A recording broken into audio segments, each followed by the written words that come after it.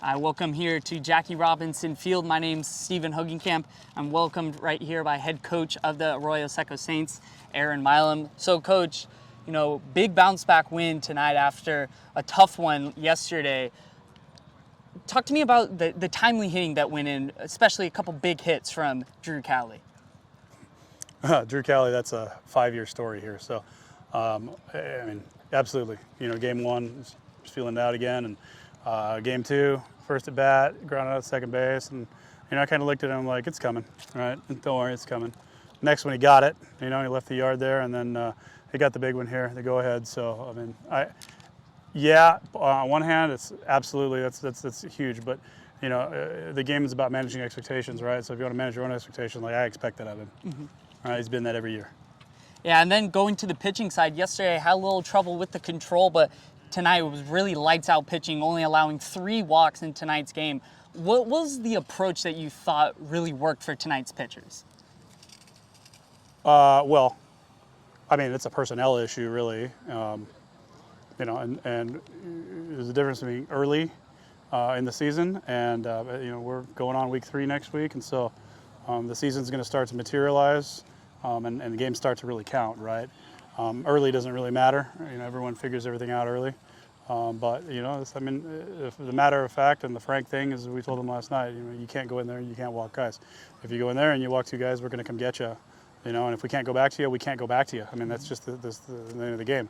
So the lineup we had tonight going in there is good. The staff was good, and we had a lot of confidence in those guys. We only used 3 arms, and that's essentially what we planned on doing. And if we got to use 3 here on out per game instead of 5, that's what we're going to do. And then specifically talking also about catcher Cooper Harris, an outstanding job behind the plate, been a big workhorse so far this season, and threw out 3 runners tonight. What have you liked about the way he's come to the field ready to play every day? Probably to me, he is the biggest surprise of the year because, he was behind a preseason All-American, I believe, at Wichita State, and they wanted to preserve a year, and so they redshirted him, and we didn't get to follow him too much. We didn't get to see stats and see games and watch film on him, the guy who does their placement's a really good guy.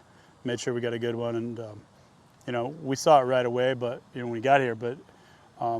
Just what he provides back there is invaluable. There's a lot of stuff that he does that is difficult to teach, and the leadership component is very natural to him. He's got a really high baseball acumen. He sees things. I don't know if you guys heard in the 6th when there's a pop up to right to the Keystone there, and Cowley was camped under the ball, and then Donahue called him off, and Cooper's yelling at him to get back to second base. Right, so. There's a really high baseball acumen, attention to the game, attention to detail.